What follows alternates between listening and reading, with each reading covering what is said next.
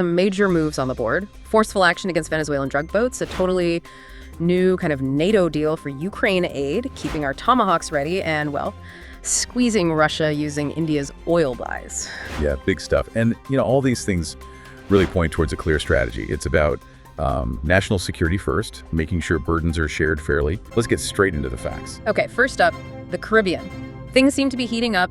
Reports say the U.S. is hitting back hard against these Venezuelan drug vessels. They're allegedly tied to that Tren de Aragua cartel. That's right. And it's not just a one-off. This is apparently the 6th strike like this since early 2025. The numbers, reportedly 28 fatalities overall. The aim seems pretty clear. Yeah. Disrupt the flow of, what sources are calling fentanyl-laced narcotics coming north. And they grabbed 2 survivors this time, reportedly holding them on a Navy ship for, interrogation. Exactly. That's crucial for intel.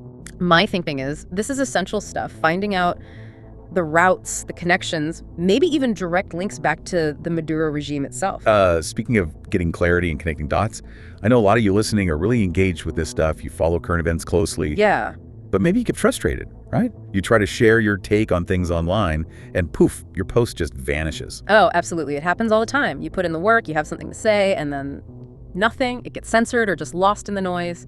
That's actually why we're really glad to be part of the mission the Next Gen Business is on. They've become a reporter system. It's built for exactly that. It's like a 30 days of focused, bite-sized lessons, teaches you how to find good sources, put your own analysis together, and actually build up an audience that, listens. Definitely worth checking out.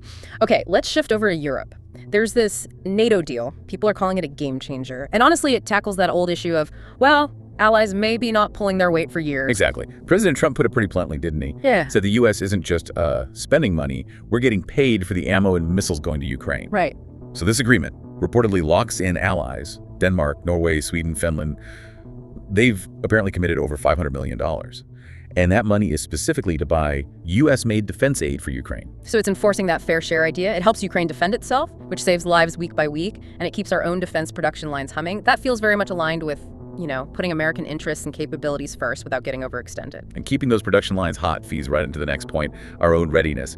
It's clearly a huge priority for the president to keep a really strong U.S. stockpile. We're talking over 4,000 Tomahawk cruise missiles, allegedly. Yeah, you can't just be giving away the best stuff like candy, especially after seeing how stockpiles got depleted before. It's nuts. You need that top shelf gear ready. And didn't we see that play out? There was that alleged hesitation about sending a whole bunch of Tomahawks during the meeting with Zelensky back in October 2025. That's the reporting.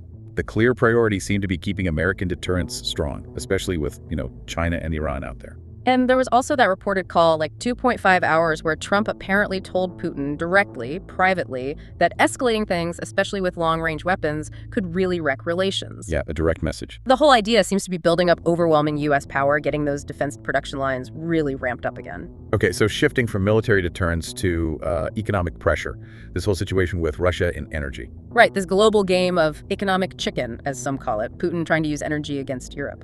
Well, the U.S. made a big move back in August 2025 with that tariff hike. A 25% tariff on countries importing Russian oil or gas. And that seems to be hitting home, particularly with India. Apparently so. India is reportedly the biggest buyer of Russian oil, and now they've allegedly committed to phasing those purchases out.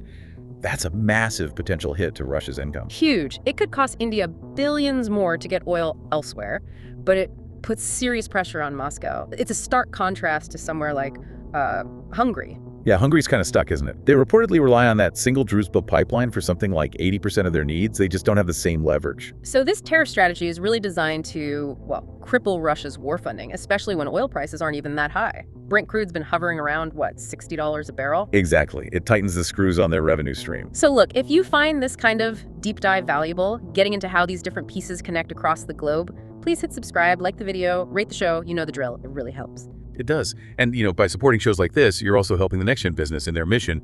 They're really focused on improving the level of discussion and analysis in this country, which ultimately helps make sure future generations have a better informed America to live in.